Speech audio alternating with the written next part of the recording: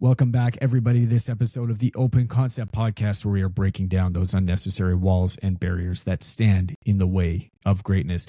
Today, welcome Joseph Dunaway. I had the honor of sitting on Joe's podcast as well. If you haven't had a chance to go and listen to it, it was a great episode. I think you're going to pick up a lot of just Joe's incredible personality today. We were chatting offline just about some challenges that were coming up and how to handle those. And Joe comes from a unique background.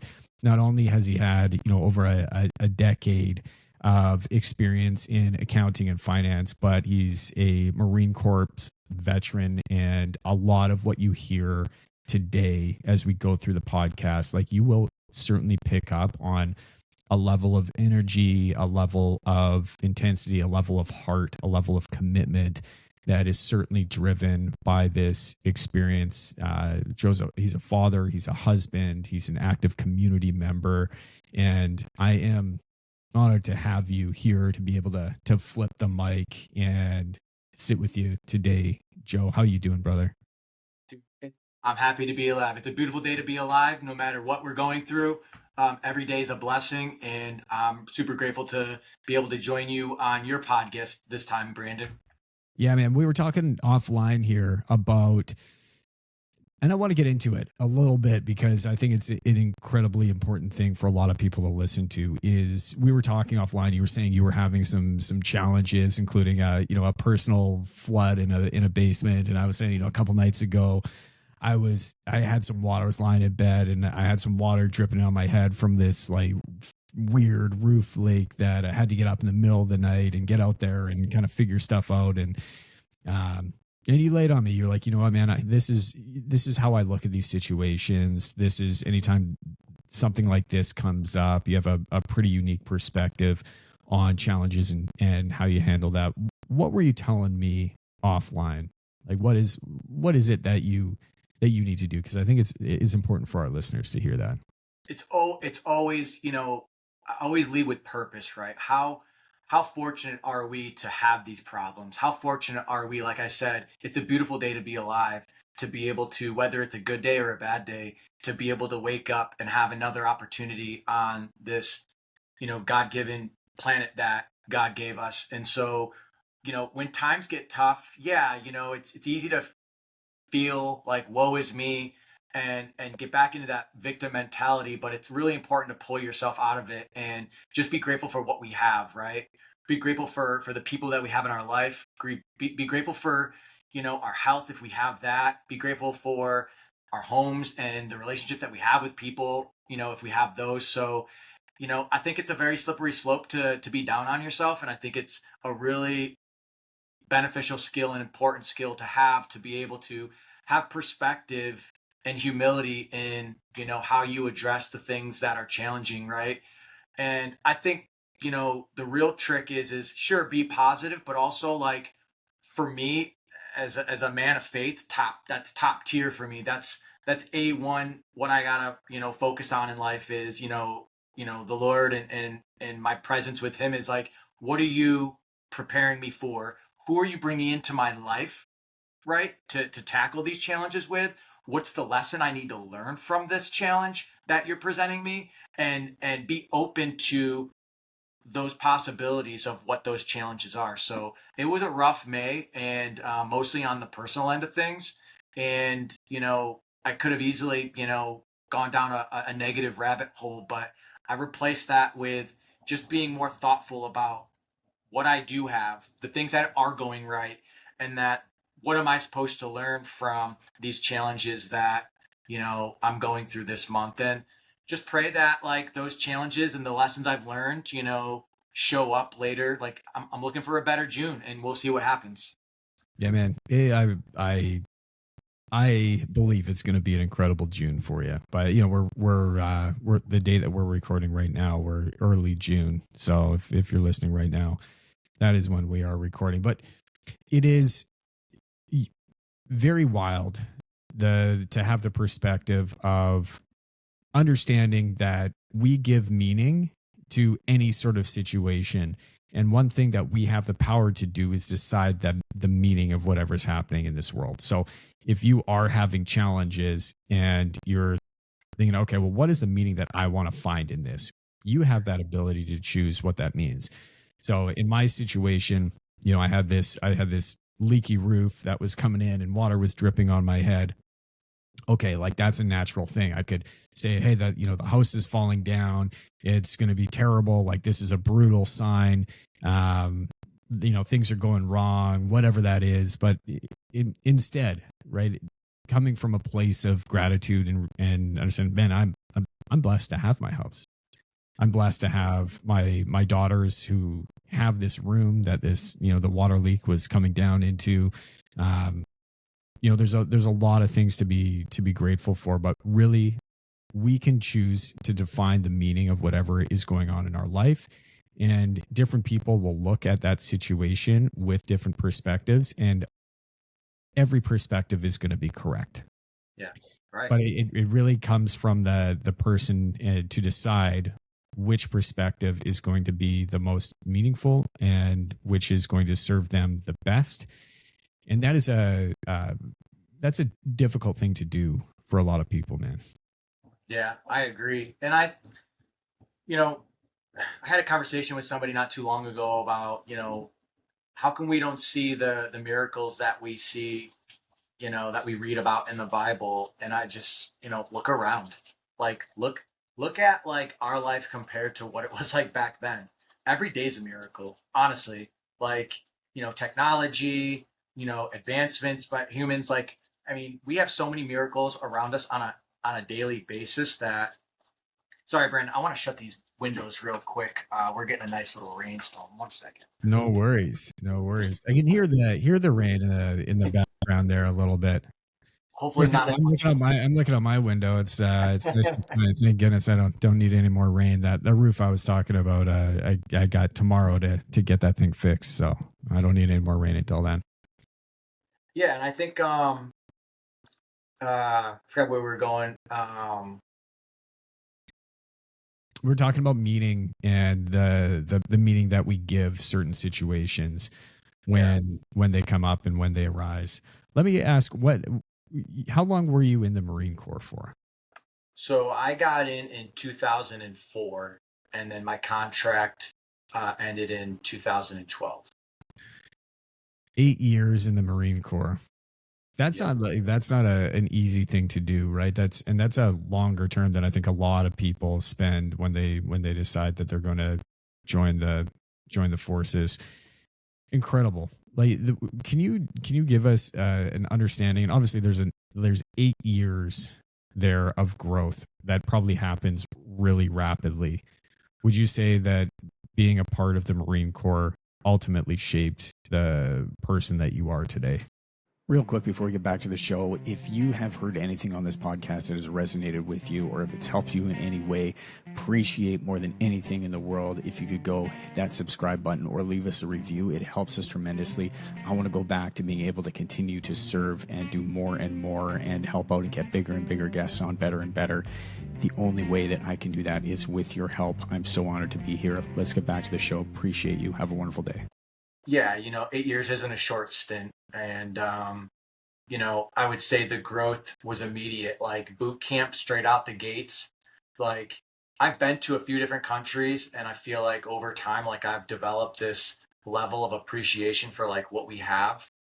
And you're in Canada, so we'll just say North America, right? Like the comforts and the pleasantries we have are just like hard to even like appreciate, because when you go to other places, you almost wish we had less, right? It seems like the more we have, it actually complicates things. But I had gone abroad a few times prior to going into boot camp, but boot camp really ripped all of your freedom out for 3 straight months, and you were, you basically become property of the government. And going through boot camp, it was immediate that like the change in mindset was that like I've never been to jail, but I can only imagine that like your freedom's taken away, right? You're told what to do, when to do, how to do it. Like, So like going through that experience really made me appreciate like what we have. And that was before I even went overseas and Mm. went to some other places. So right off the bat, like that was my immediate change. And then as far as like how it's shaped me, um, I feel like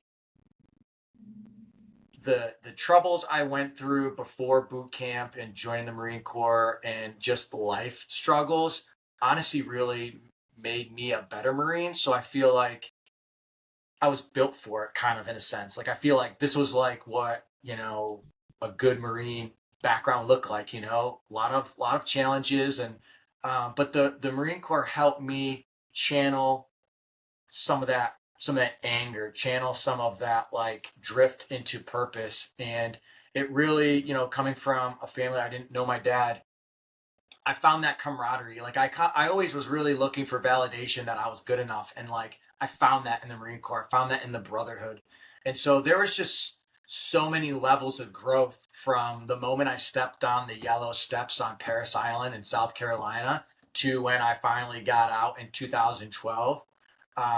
That have defined who I am still today. How I lead my team at VG Financial, how I lead my clients at VG Financial, how I lead my team, how I lead my community. And you see, I use that word lead, right? I think Mm. that's got to be one of the defining aspects of. I can't speak for the military as a whole, but I'm sure most people in other branches would agree. Like, there's just this level of leadership training that you receive. There's not always good leadership, but like you take from the good. And I was fortunate to have some really good leaders during my time, and you learn humility, you learn the to be able to pick up a broom and just to put other people first. Like that's a true leader, right? And so that kind of summarized. I feel like I'm only scratching the surface of like the actual impact of what the military had on me. And you know I carry it with me today. I hope to carry that in to my parenting, and that like my kids are able to develop those skills without having to go and be in the military. Although if they'd like to, I would fully support it. Yeah, it's pretty difficult to take 8 years of experience and pack it down into 4 minutes, and and say that you're getting further than just scratching the surface. I get that. One of the things, and I've talked to a number of veterans on this podcast, and one of the things that seems to be in common that they bring with them is the idea of, if stuff does come up, and because we're kind of on this topic, things that come up, challenges that come up, identifying what in that situation is within your control and being able to make the decision quickly and confidently, knowing that the outcome may be out of your control, but with the information that you have, executing on making those decisions swiftly has been a key to success in their leadership in their organizations. Yeah, and I mean, even if it's not swift, right? I think it just the military teaches you how to break things down and come up with solutions and problem solve them, right? Like, pray that you don't have to make, decisions on the fly. And I normally don't have to, but ultimately, like controlling my breathing and controlling my thoughts and controlling my heart rate in, life or death situations has really trained me in order to make decisions that have serious consequences and be able to really ground myself prior to making those decisions, and relying on the experts around me, right, my team and my clients, and like not feeling like I have to make that decision all on my own. That that I am going to defer to my counsel to help make the best decision. And I think Jocko really outlines a lot of this stuff in Extreme Ownership. Mhm. As far as like tackling stuff, like you can't panic. Like panicking only leads to a bad situation making it worse. And you got to be able to control your breathing and control your heart rate in all circumstances, so that you're not freaking out and making a knee-jerk reaction that makes things worse. So if you have time to sleep on it, I always encourage sleeping on it. If you've got to make a decision in that moment, you just do the best you can with the information you have, and have a plan B, right? Can you give us a bit of a breakdown of a situation here that may come up where you're using these techniques to break down and understand information before you make a decision? Because I come from a place where it's similar, right? I have a situation, I do my best. Like I have about 16 years of jujitsu behind me, and that was like the martial arts early on was something that really drove a lot of that, right? Playing team sports, contact sports, combat sports, like having the ability to calm your breathing, analyze under pressure, and make a decision fairly quickly has been something that I attribute, massively to the organizations that I've been a part of over the years, and that's served me really well. But there are situations that do come up where need to make a decision, and I still find myself feeling like I'm taking too long to make that decision and trying to break down whether or not this is a strategic position, and in fact, all right, I'm taking the time to think about it strategically versus just acting and getting it done and kind of figuring that out on the fly. There's still a part of me that feels like I don't make decisions fast enough. And I believe that a lot of entrepreneurs have that. Would you be able to share with us some tactics that you would use to, hey, here's the situation. This is what we do to analyze it. These are a couple of things that we would do to move things forward so that people can make decisions with confidence faster? And I think you probably run into this way more than I do, Brandon, because like boots on the ground, building a house, like something goes wrong, it's got to be fixed almost immediate, right? Like I'm in a position where like these the client may think that it is a fire drill more than it really is, and a lot of times I'm not having to really talk myself off the ledge. I'm talking my clients off the ledge. Let's take IRS, notices for example. Luckily, we are very proactive in helping our clients not have to deal with the IRS or different state collection agencies. But usually, it's like we don't negotiate with terrorist mentality, right? Like we're not gonna panic over a letter that is threatening. Like a lot of these clients, they think like the sky is falling because they received a letter saying that they may seize their property, and all that is a threatening letter from the world's largest collection agency, the IRS, right? And I tell my clients, I'm like, listen, it's not on me to tell you how to feel. Your feelings are valid. However, I've dealt with this more times than I want to admit. And my goal is to actually, prevent this from happening. But when you do get a notice from the IRS, just send it to the practitioner, send it to your accountant that you work with, and they'll handle it, right? Because ultimately their goal is to, strike fear into the taxpayer and for them to make a knee jerk reaction and say, I just want it to go away. I'm going to pay, da da da, when it doesn't need to be like that. So a lot of the times I'm kind of just talking my clients off the ledge in those situations. So for me, luckily, I don't have to make a lot of those decisions for myself on a daily basis because two reasons, Brandon. One reason is because the nature of my industry, it just nothing really needs to happen immediately like that. Like we talk about bookkeeping, taxes, payroll, advisory, consulting. Like a lot of this stuff is really kind of really important stuff that we spend time on and we build up and we convert on, right?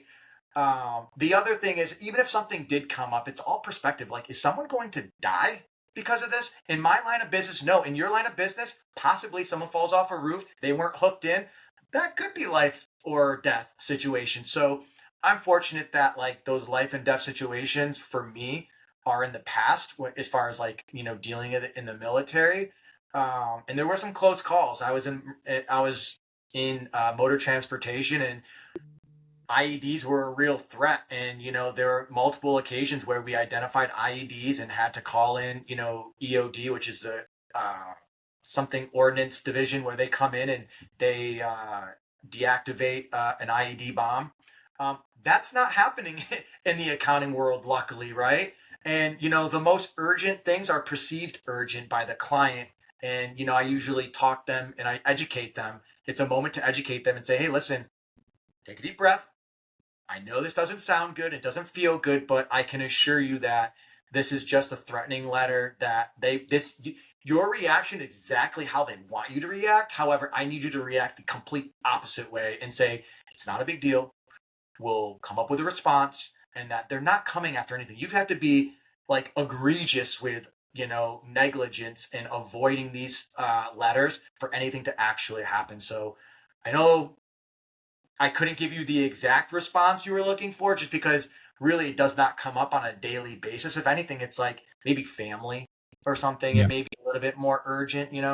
But again, my tactics are still the same. Like, take a deep breath, right? I get a text message from a family member that something bad's going on. It's like, okay, go get a drink of water. Like, it's just create some space between that. And we're all wired differently. So some people panic a lot quicker than others. But I think if you're putting yourself in a position to deal with these difficult situations often, and which I think takes courage, right? It takes courage and bravery to not run away from these situations. You eventually callous your mind. I think David Goggins talks a lot about this, from not running away from, difficult situations. You callous your brain to be able to deal with these things.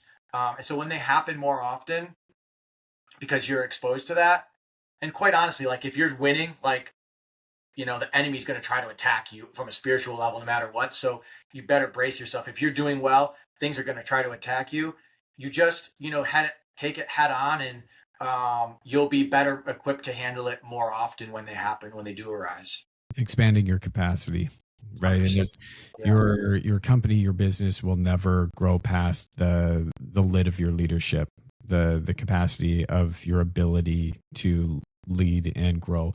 John Maxwell talks a lot about that in his it's one of his principles calls it the leadership lid.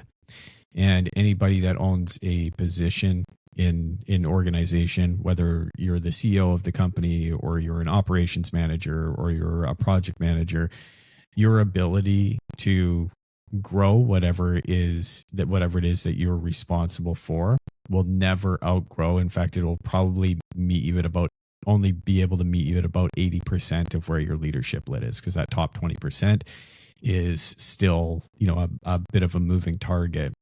Right. But that's what you're talking about, right? There's most people say there's a storm coming, like hide from the storm, get in, find shelter, do the thing. That's a very natural thing to do. Whereas the buffalo, for example, their idea is to head straight into the storm, right? Because they know that if they head through the storm, then they're going to be able to get through it faster. If the storm is coming, they're moving towards it. They're going to be spending less time in the storm. So often tell people to be more like a buffalo. Yeah. And I had a post the other day about this, about May. We'll bring up May again, but like, sometimes I have difficulty deciphering whether it's the enemy coming after me or God challenging me to make me better for something future, right? So I don't have that strong of a conversation with the Lord at this moment. But I said in my post, I was like, whether it's God trying to, callous me for future missions, or it's the enemy trying to attack me, like, bring it. Bring it. You can't break me. I've been through some pretty low lows, and I've been pretty down, and like, there's too much on the line. There's too many people I love. There's too many things that I want to get done. And, I've already wasted enough time, drifting in life, that like, if you're going to challenge me, bring it. I'm ready to go. You seem to have a real sense of urgency behind what it is that you do. And I think that is something that lies in a lot of entrepreneurs that are looking to make ground, is this sense of urgency, for better or for worse. But it seems to be in, decisions that you make when you're waking up in the morning, when you can tell when somebody is moving with this sense of urgency, right? Is urgency towards the purpose, urgency towards getting things accomplished. With that urgency, though, like being able to look back and reflect, okay, well, why am I moving so quickly? Why am I wanting to crash through things, so fast? Why is the depth of that really driving me? And understanding, I was on a live call with Jen Gottlieb. I don't know if you know Jen. One of the questions and one of the conversations that I was having with her the other day was, how do you know when you are driven by purpose and towards a bigger vision and a bigger goal versus driven by the fear that you're not doing enough? And that's where the sense of urgency conversation came up as well. Is if you do have a sense of purpose and you do know that you are working towards that, like you will wake up and you will fight for that with a sense of urgency, no doubt about it. But still, there's this undergoing fear that, like, when you get home at the end of the day, there's never been a time or a day where I've looked back and I've said I didn't leave something on the field.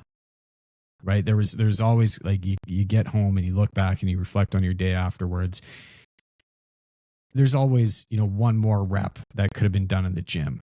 Yeah. If you're really honest with yourself, there's always, it could have been one more cold call. There could have been one more, 5-minute section in your day that you could have been more efficient.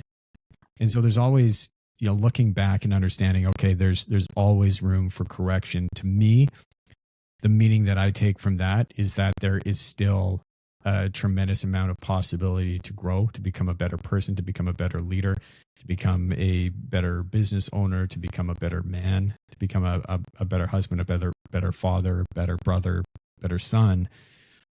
And I look at that as a really powerful thing, and I'm very blessed to have this feeling, this sense of urgency, which would drive a lot of people absolutely up the wall.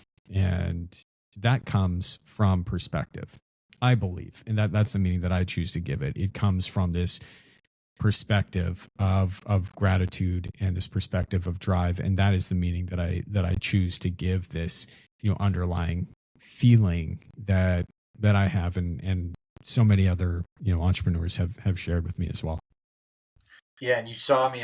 I reached over because I didn't want to lose some of the good stuff that I wanted to say. I have a few words that I wrote down while you were saying that came to mind, and just some of these words, I'll kind of explain them one at a time. So the first word that came to mind was exuberance, right? Mm-hmm. Like, the sense of urgency for me is partially exuberance, partially like my ritual and my cadence of, like, I know what I'm doing, and I'm looking forward to.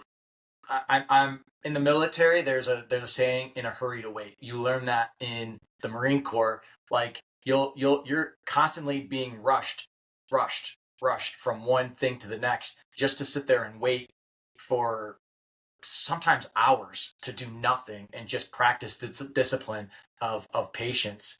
So when I hear urgency in my life, I think of, it's a combination of, like, that's how I've structured my day. There's a ritual and cadence to doing that, so that I have the flexibility to, because I don't want to put that on my family, quite honestly. I'd love my family to, like, learn that skill, but also I want the flexibility. We're all wired differently, so I want to be able to spend that time and have that flexibility to be more on their schedule, later at different times in the day or week.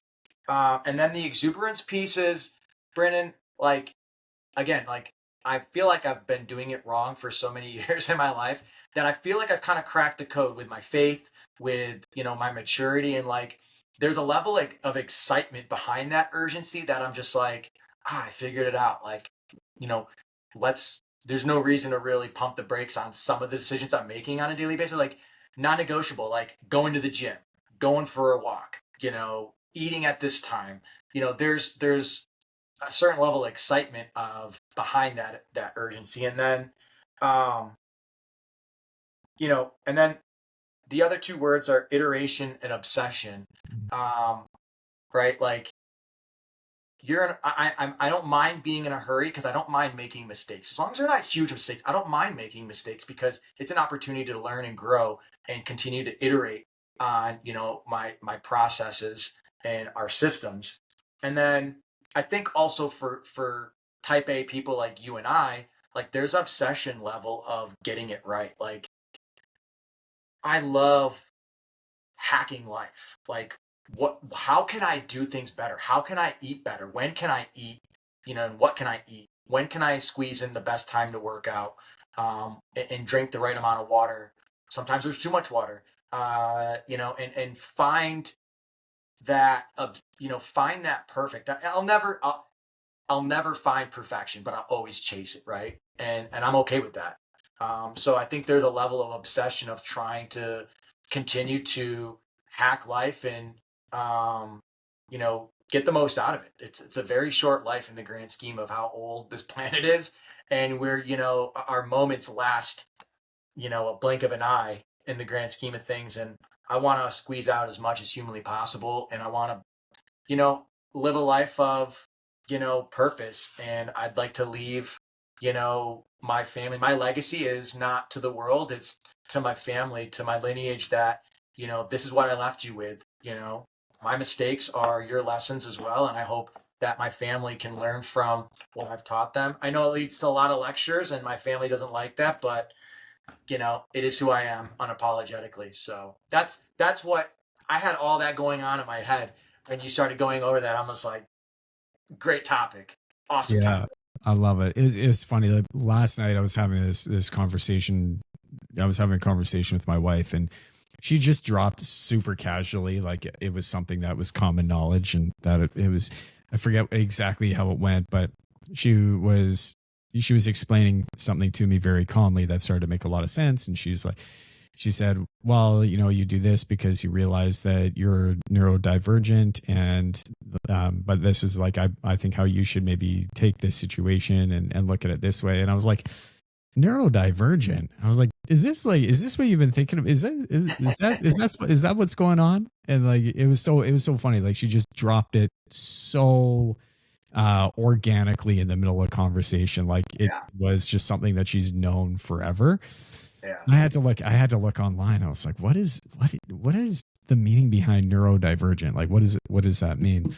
Anyways, I thought it was really funny. So I share that with you, right? When there's thoughts, when there's ideas, they need to get down quickly. Otherwise, like they come and then they just disappear as quickly if they're not documented.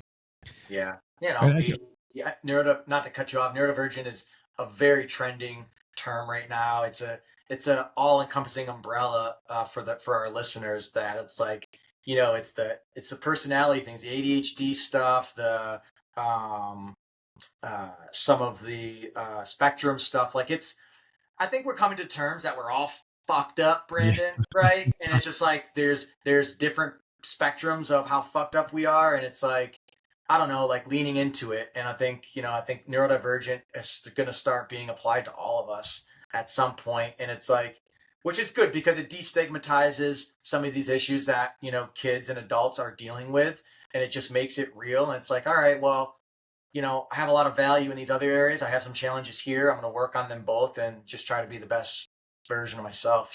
So, yeah. No, it was just a funny thing that she had mentioned, and just the way that she brought it up so casually in the conversation. I had to stop for a second and laugh, but it was yeah, something I hadn't really thought about in a long time, because I'm just me.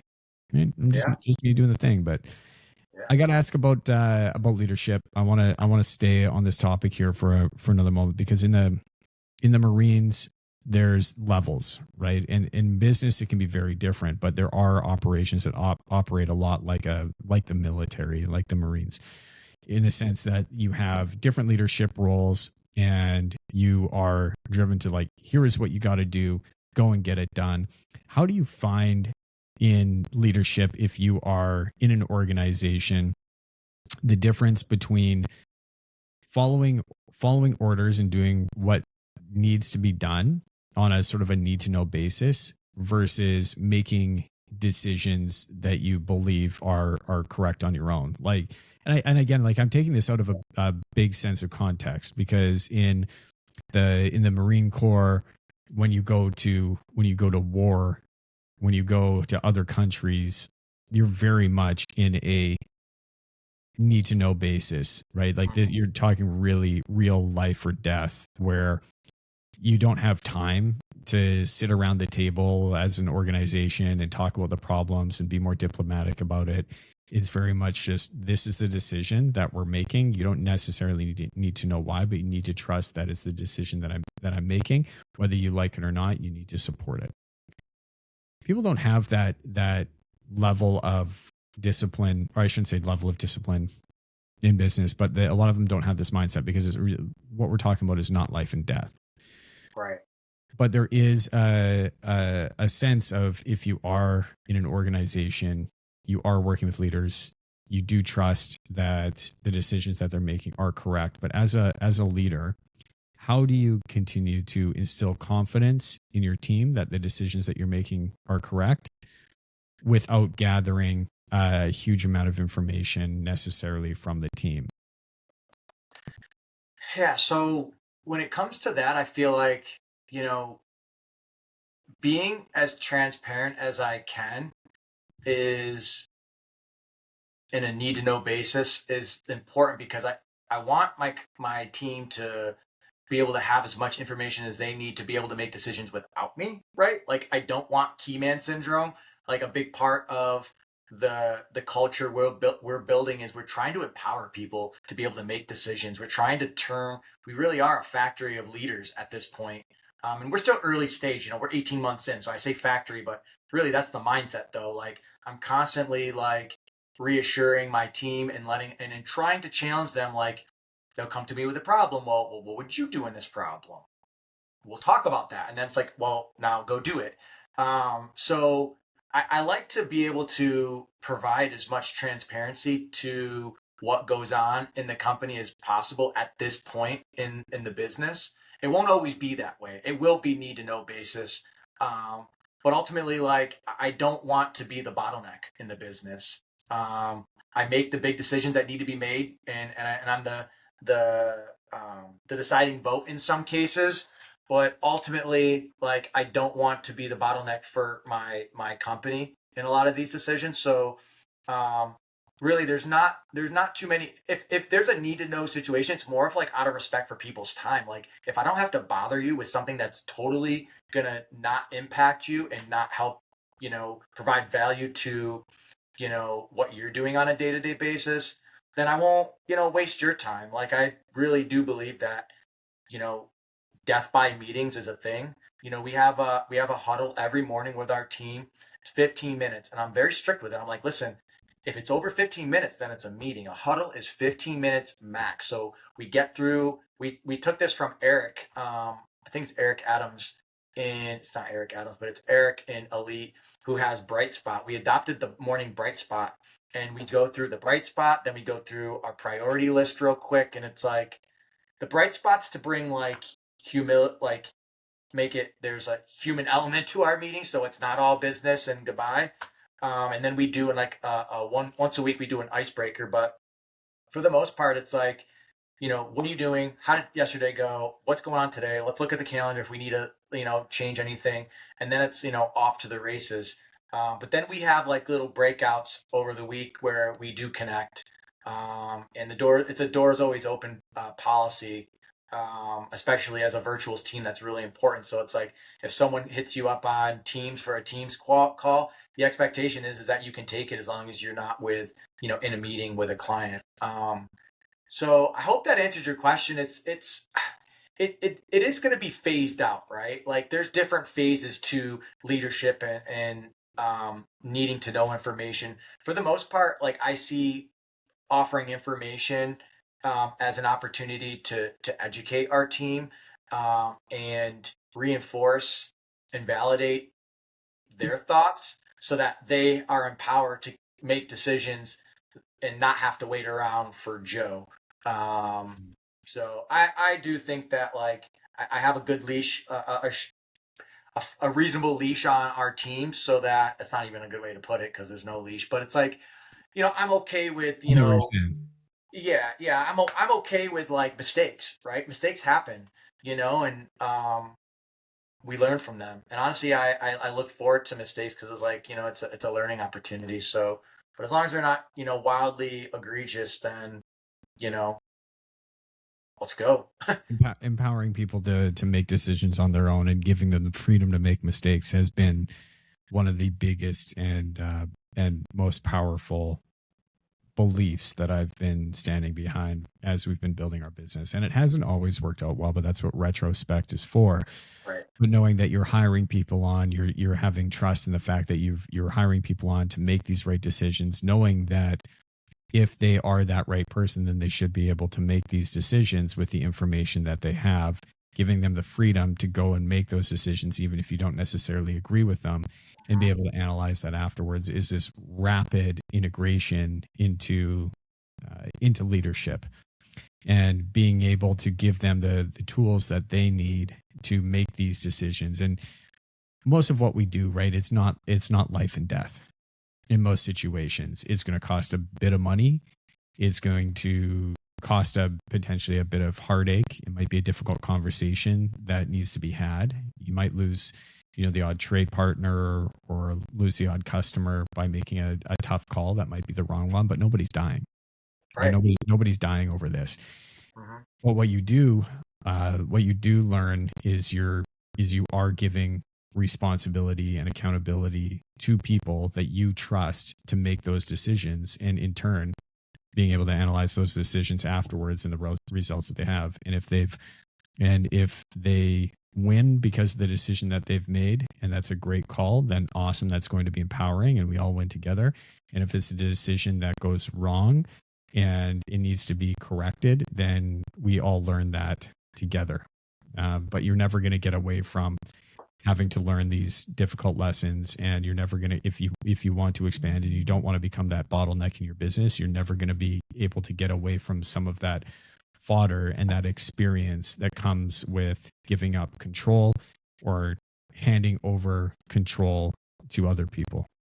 And I also think that like a big part of a big element of leadership is mentorship, right? Like things happen, and I think the retrospect piece is really important, and I just don't like waiting for like quarterly reviews or annual reviews to like talk about stuff and correct them. Like I'm more of a let's talk about it now, maybe not now, but like let's find some time later today or in the week to discuss this, because it doesn't need to happen again next week or next month if we deal with it now.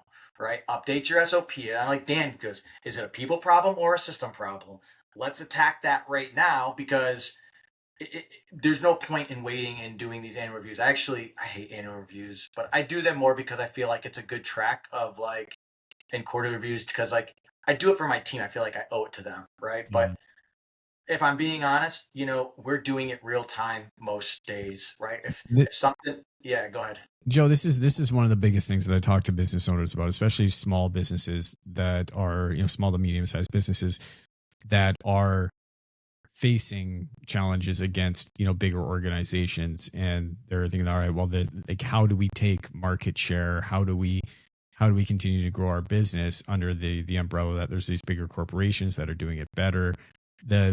One of the things that is so powerful about the small business, and one of the hugest advantages that small businesses have, is the ability to be nimble and dynamic and turn on a point, right? If it's not a huge ship where you have levels and levels of bureaucracy where it takes fucking forever to change to get anything done, like that is a superpower that the small business owner has. So if you do have a small business, it is a fine line between understanding, putting big company jargon in place and having this big corporate vision versus really owning the fact that like this right now is a superpower that we have. This is actually going to be our advantage, is the ability to pivot, the ability to see things that are on the wall. We don't have to have a massive board meeting. We don't have to go to our shareholders and have this big discussion about what it is that we're going to do. No, like we can make a phone call to this person, a phone call to this person, hammer this out, make this pivot in 10 minutes instead of 24 months. And update your fucking SOP, right? I mean, like, Notre Dame play like a champion today. Like, if we had a locker room, it would be update your fucking SOP, right? Like, listen, if someone wins a lottery or God forbid someone gets hurt, like we want to be able to replace, we want to continue to still help people, right? I want Vici to continue on, after me, and I want people to be able to refer to how to do things without having to, have so much red tape. I mean, we're always open to doing things better, different minds, and a very diverse team setting. But like, update your SOP, right? Like, that's a chapter in that. Okay, cool, go do that. Was this a problem or a process problem? If it's a people problem, then it's just like, hey, just don't do it again, right? Like, you thought this, reality, it should have been this. Now we understand each other. Cool, let's move on. It can be This episode is sponsored by New Vision Projects, and everybody has heard the horror stories that happen.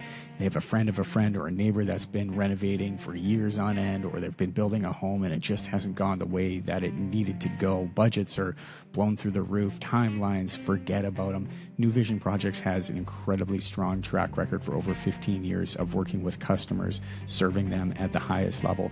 If you are considering building or renovating, check them out on Instagram at New Vision Projects or at newvisionprojects.com.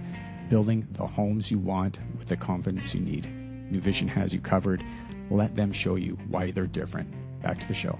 A difficult thing to define, right? If there's a person in place that is kind of on that borderline, one of those most difficult things to define is if somebody is in a position and they're a great person, they can make good decisions, they're good at processes, they understand the processes, but they get overwhelmed and overburdened, and it becomes this situation of, it's kind of a process problem, it's kind of a people problem, it's sort of a gray area. There's a number of things here that we can define, and then it's, all right, well, what are the roots that are going to be the most important part?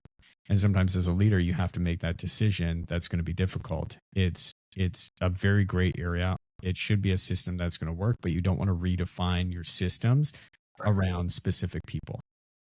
Yeah. And again, going back to John Maxwell, for example, one of the things that he has said, and so many other people that I've learned from share the same philosophy, is you don't build a business, don't build a position around a certain person. Oh, yeah. Because if that person leaves, then it's going to be very difficult to replicate. You design the position that is going to be required for the company. You design and outline the tactics, the SOPs that are going to be required for that position for you to elevate, and you hire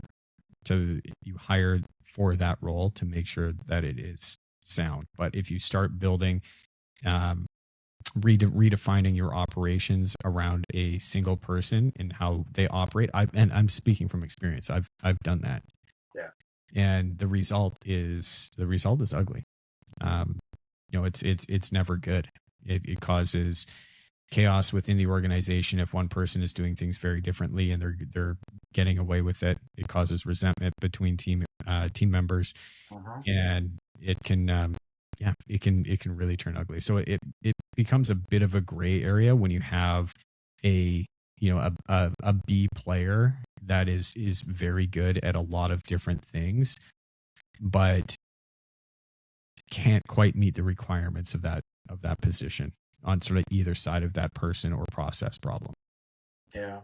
And that becomes a capacity issue, right? It's like it back to the increasing of that lid, right? That leadership lid.